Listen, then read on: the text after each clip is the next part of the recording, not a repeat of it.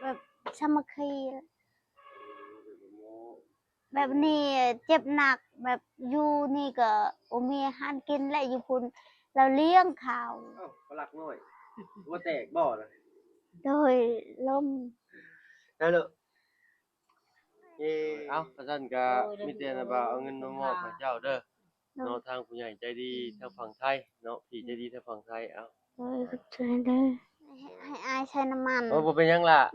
ได้แล้วเอาไว้รถเนาะเอาให้พลัก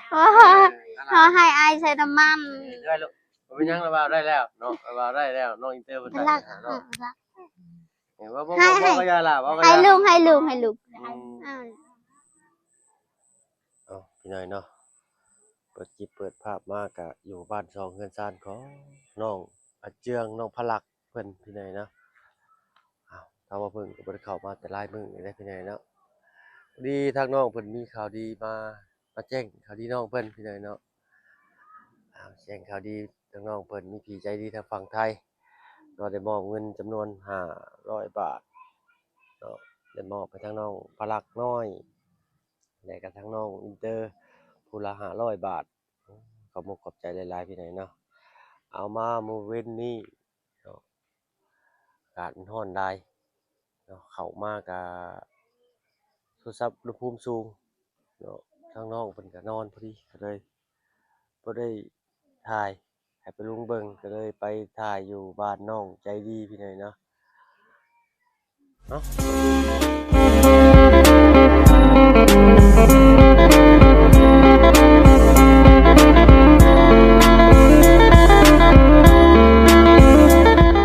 ถ่ายเด้อพี่น้องเด้อเนาะกับทักทายสบายดีผู้ใหญ่ใจดีและ FC เบิดทุกท่านที่เข้ามารับมาชมช่อง YouTube บ่เพิ่งเคยหลายคือเก่าเนาะบ่ว่าฝั่งไทยฝั่งลาวแล้วก็ทางฝั่งต่างประเทศก็ยินดีต้อนรับเข้าสู่ช่อง YouTube บ่เพิ่งเคยหลายเช่นเคยเลยเนาะโอ้ยค่อยค่ำลงแรงเนาะทางน้องอาเจืองก็บ่อยู่พี่น้องเนาะทางน้องอาเจืองไปสิใดบ่โอ้สบายดีเด้อเจ้าโอ้ผู้ใดนี่มานั่งอยู่นี่แม่บ่โอ้แม่น้องแม่ไปเยี่ยมยามลูกมาจักมื้อแล้วแม่มื้อนี้น่ะโอ้โดยเอ้าน้องติดในเนี่ยจักบาทหนึงเนาะกินมื้อจะสิหน่อยเนาะมามื้อนี้พอดีน้องอาเจืองเพิ่นบ่อยู่บ่ โดยเราไปชมอายเราเจ็บท้องไปเจ็บท้องโดยเวียดโอ้ไปอยู่ทางนี้มีแต่ไปโรงหมอเวียดเนาะมันใกล้บ่เรือมันถึกบ่ได้ แบบสามัคคีแบบนี้เจ็บหนักแบบอยู่นี่ก็โอมีอาหารกินและอยู่พุ่นเราเลี้ยงข้าวอยู่บ้านเราบ่มีอาหารโดยอยู่เวียดเพิ่นเลี้ยงข้าวพร้อมโดยทางเพิ่นก็เลยเลือกสิไปพุ่นเอ้าฝรั่งน้อยว่าแตกบ่ล่ะโดยล้มได้เลยเอ่นมใช่นมสูตรได้แล้วโดยนมมันเก่าบ่โดยนมแบบเก่าแล้วมีเงินชื่อรุ่นใหม่เขามีเงินใช่นมนี่แหละก็ใกล้สิหมดแล้ว นมตัวเล็กบ่ นมพงนมพงกี่บ้าอันบ่โดยนมก็บ่มีเงินซื้อมัดแล้วพลักเงินเที่ยงนี่จะไปขับรถแต่ละมื้อได้มาให้อยู่บ่บ่แต่นี่เฮาบ่เห็นแบบพอถามเราคันเราเมื่อได้แล้วว่าบ่มีคนแล้วว่าบ่มีคนก็เรามีคนจักเฮาฮู้แม่แล้วเราอยู่ทางบ้านเฮานี่คนบ่ค่อยหลายได้เงินเดือนนึง2-3มื้องั้นเราบ่มีเฮาว่าเอ้าอดเอาบาดนี้เฮาใกล้จะฮอดสงกรานต์แล้วก็สิหลายอยู่ดอกเนาะไปหาปลดตะกงก็ได้เพิ่นเด้อ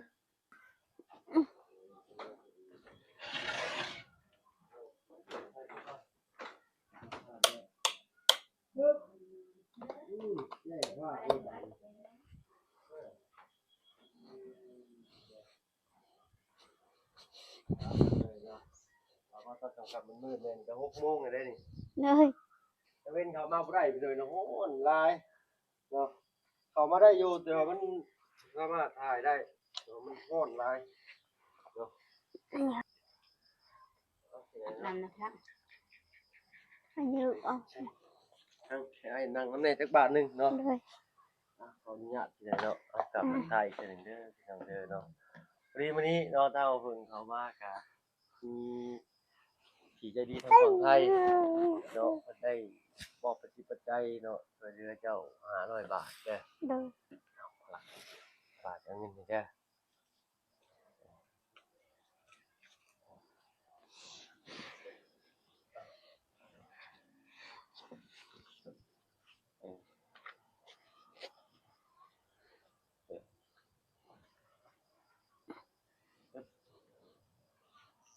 300,000สร้างผู้ใหญ่เนาะ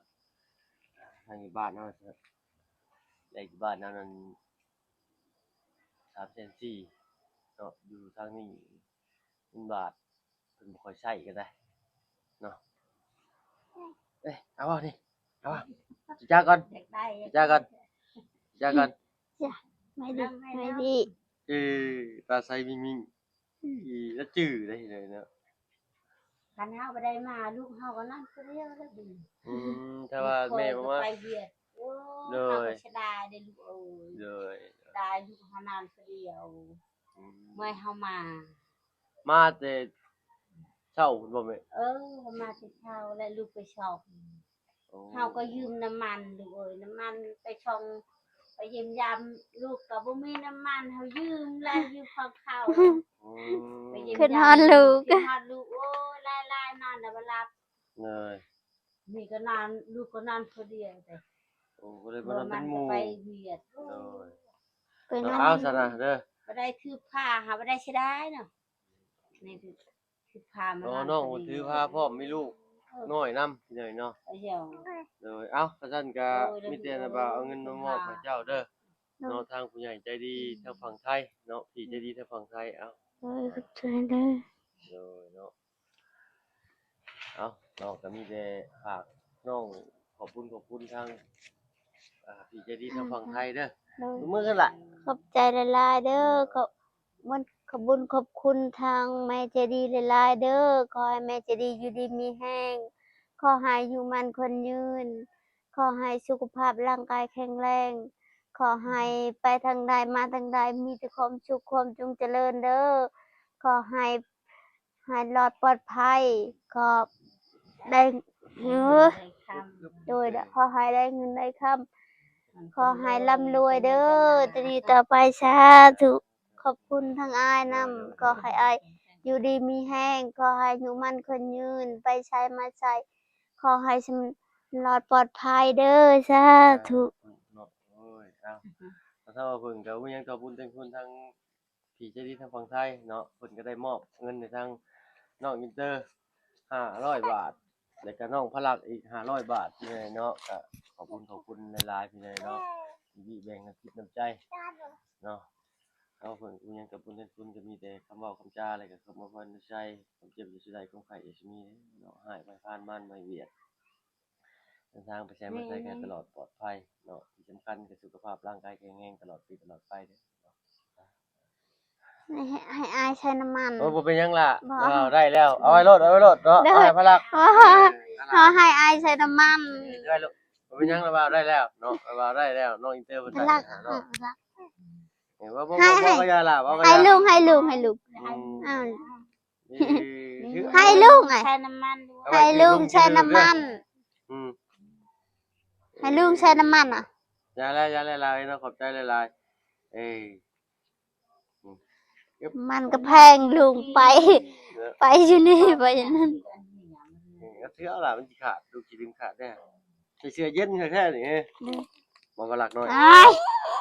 ปึ๊บ โอ้จะไปลุงไปลุง เฮ้ยบ่ลุงนั่งเบิ่งเดี๋ยว เอ้ย สิจ้าแล้วสิจ้าก็ จ้า จ้า จ้า เอ้ยเนาะ ทำไป ผมเรากำลังปลูกนี่ผมยาวแต่ผมดกแต่น้อยเด้นี่ในอินเตอร์ยังบ่มีผมอยู่ทางลุงจันทร์เพิ่นเข้ามาเลยติ โดย มีใครได้เข้ามามื้อนี้ยังมันมีครับมีแต่ลุงจันทร์ โดยเราก็ยังถ้านั้นแหละเราเมื่อยังเราบ่ได้ถ่ายคลิปเราถ้ามาเจอก็จึงไปแล้ว ยังบ่อยู่เนาะ โดย2-3มื้อได้ละมื้อ 2-3มื้อเพิ่นสิมา โด ติ ย เลยให้ทางแม่มานอนเฝ้าก่อนนอนเป็นหมู่นอนผู้เดียวกับอันนั้นได้พี่น้อยเนาะ แล้วเฮา เก็บใส่ก็เข้ามา เพื่อนเฮาก็ใกล้ๆปานแหละเฮานอนผู้เดียวแม่เฮาสิไป เลย คันแม่บ่มานอนผู้เดียวพะลักแต่ ร้าน น้อง น้ กั อง น จะได้ วานนี่อย่าไป บ่ บักนางบักเอ้ยนานนำกันนี่เอ้ยก็บ่มีนางก็บ่มีเพื่อนนี่บ้านนี้มีผู้เดียว อืม คนติผู้ผู้คน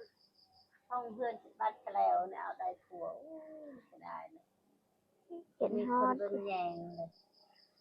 หันแม่บ่ให้อยากไปแม่เห็นเบิ่งตาดังเฮานี่ตาดังมันให้ไม่ได้เบิ่ง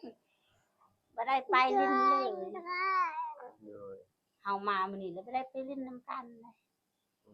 ตั้งแต่มา เออ อันบ้านนี่บ่ได้ไปหาตาดอง บ่ได้ไปหาเลยก็ได้อยู่คนเดียวเฮานี่ เรื่องเว้าว่าแม่เฮานอนกับเจ้าและนี่แม่เล่าก็ยังบ่ทันได้มาแม่หยาคันแม่เฮาบ่ได้มาก็เฮานอนผู้เดียว เพิ่นโทรหา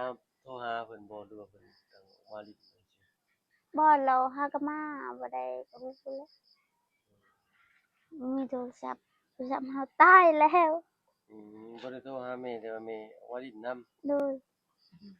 เราคิดฮอดเราไปเล่น พอดีเลยเนาะพอดีอันทางอาเจียงบ่อยู่พอดีทางแม่ก็มานอน โดย จนเท่าอาเจียงมาพุ่นเลยบ่แม่ โดย เพิ่นจัก ตอนนั้นมา อยู่บ้านนี่จะอยู่ทุกคนแม่ลูกจะอยู่เฮือนน่ะ ทางคน 2 คน เพิ่นยิงผู้ชาย ผู้ชาย2 ค เพิ่น น ยิง ผู้ นั่ง หญิ ผู้ ง เดียว ผู้เดียว โดย คำเรากินหอนเฮาเรายืมน้ำมันเข้าเราอยากไปอยู่นี่ โอ้สิเฮาลูกไปยืมน้ำมันออกมาหาลูก โดยแบบ เถื่อนะ โดยย่านลูกแบบบ่มีไผเบิ่งแล้วบ่มีไผเบิ่งก็สงสาร เอ้ยสิมานั่งเทิงอยู่ว่ามันนั่งเว้าอยู่เทิงนี่เอ้ยสะเลยออกมาแต่ละเถื่อต้องยืมน้ำมันชาวบ้านเพิ่นออกมาหา โดยอันนี้น้ำมันก็ไผเพื่อนบ้านก็ไกล จัเสียงป๊า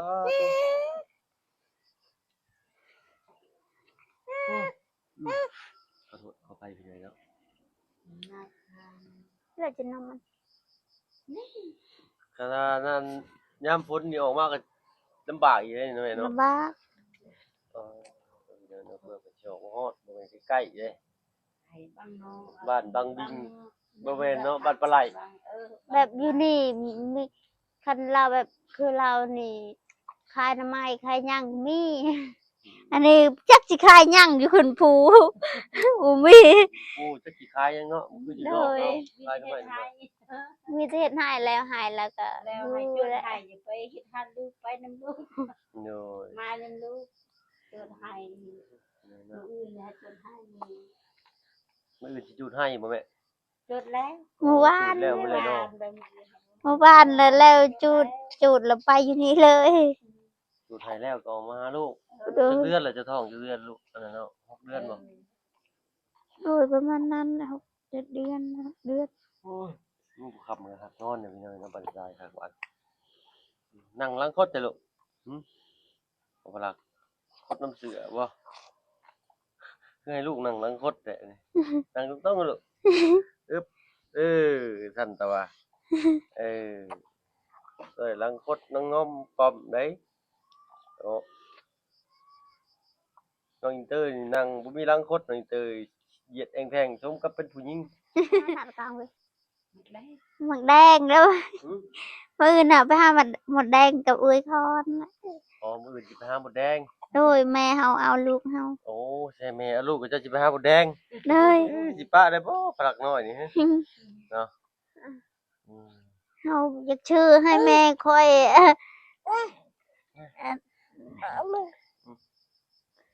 เพิ่งกินแม่นกิน ใช่ใช่เอฟอะไร Jem, sakit untuk enak sekali. เอ้ย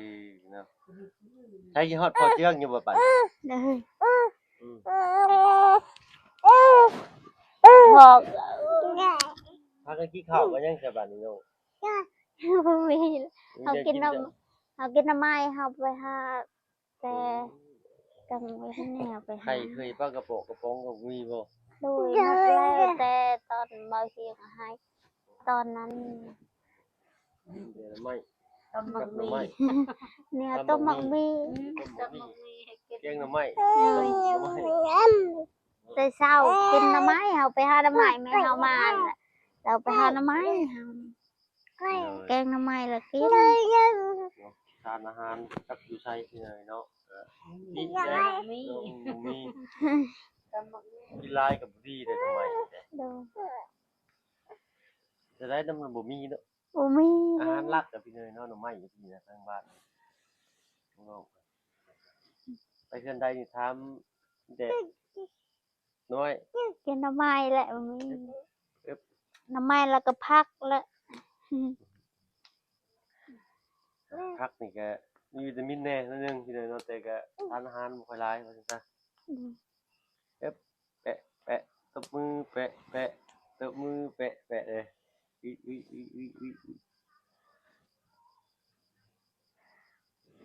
อืมอืม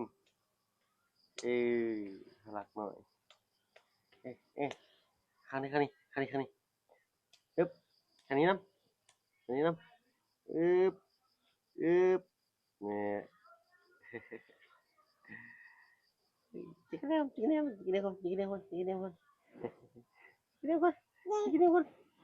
จุ๊บตบมือแปะๆตบมือแปะๆตบมือแปะๆมือแปะๆกันตบมือแปะตบมือแปะ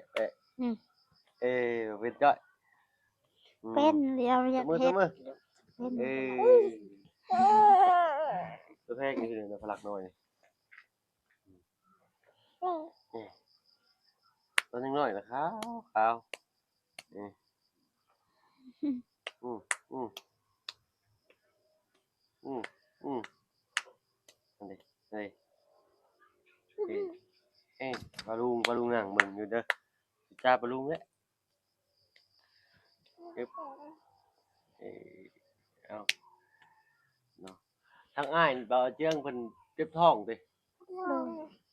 เลยพาเพิ่นไปหาหมอ เป็นหาหมอ 2-3 มื้อเพิ่นสิมา อยู่ทางเวียดเพิ่นมีข้าวมีน้ำเลี้ยง โดยแบบเราเลี้ยงแบบนี้บ่มีแหละบ่มีอาหารแหละ อยู่บ้านเฮานี่ต้องซื้อ เลย โอ้อยู่พุ่นเด้อยู่หมอลาวเวียดสิโพนก็มีได้เพิ่นเลี้ยงข้าวเลี้ยงน้ำเหมือนกันสิข้าวสิกินอยู่เลยเนาะบ่อนเสียพาน้องต้นกล้าเพิ่นไปรักษาขารักษาแข้งนั่นน่ะน้องก็ย่างได้ครับคุมื้อนี้เอ้ามันก็ใกล้เติบได้แต่แดนตัวนี้ก็ได้เนาะ ไกลแหละ แต่ทำนี่กับเทปโป้นอยู่เนี่ยข้าวจะทำกันเลย Cái này เอา có นอน hè. ลุกได้คน นี่เรายืมเงินเขาเรายืมเงินพี่น้องเรา ยืมเงินพี่น้องเพิ่นไปหาแพทย์หาหมอ ดู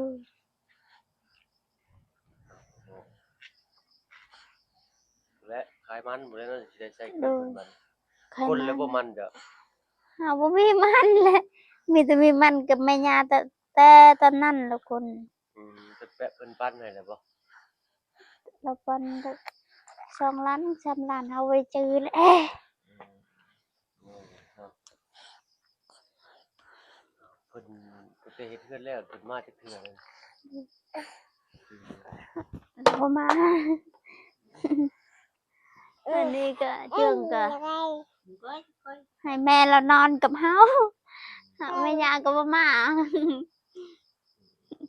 กับแม่เขาบ่ได้มาก็นอนผู้เดียวเลย เดียวก็โลดกันหน่อยเติมอย่างกินแล้วดึกกินโลด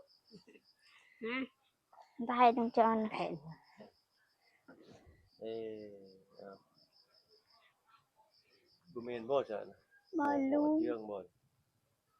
ลุงเฮา ไป ลุงเขาไปอาบน้ำ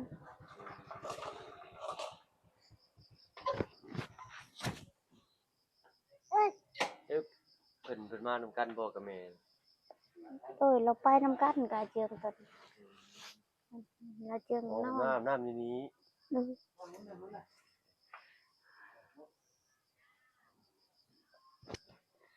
ต้องไปห้องน้ำบ่มีบ่ล่ะ เขาไม่เห็นเขายังบ่ทันได้ต่อ ต้องไปห้องน้ำเข้านี่เนาะ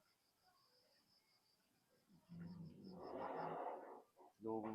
อ้ายของบ่าวเจืองมาอาบน้ำอยู่พี่ ดู มีใครแน่สิมาเพื่อนเจ้าล่ะ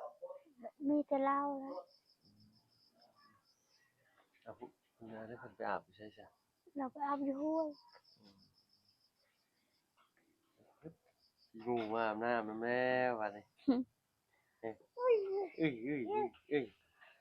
มีหมู่มาอาบน้ำมาเลยวันนี้ไปลินนอนอยู่บ้าน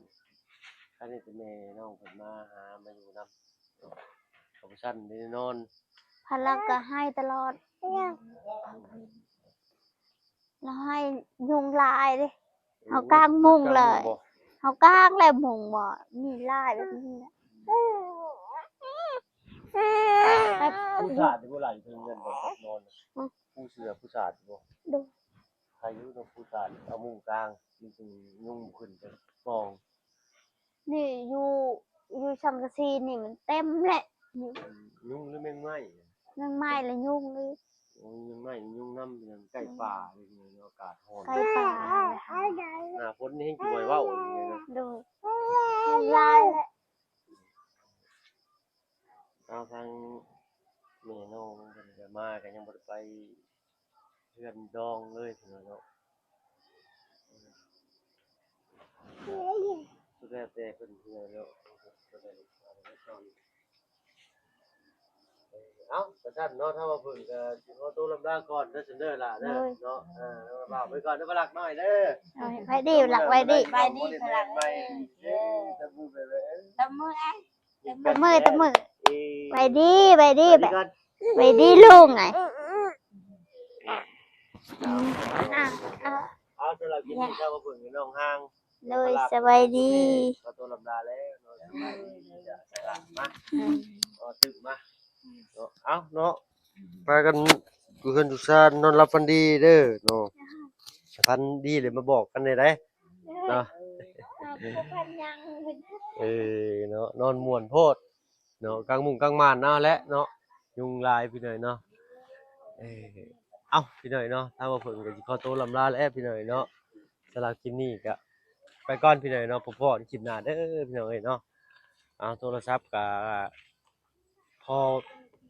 งมๆเท่าๆไปแน่คันว่าอากาศซั่นนี้นะเนาะถ้าว่าแจ้งนี่บ่ไหวเนาะเอาสำหรับคลิปนี้ไปเลยเด้อพี่น้องเด้อเนาะอยู่ดีมีกันทุกคนเข้ามาหาประชมช่อง YouTube บ่เพิ่งไผหลายคือเก่าเนาะไปแล้วพี่น้องสบายดีจ้ะ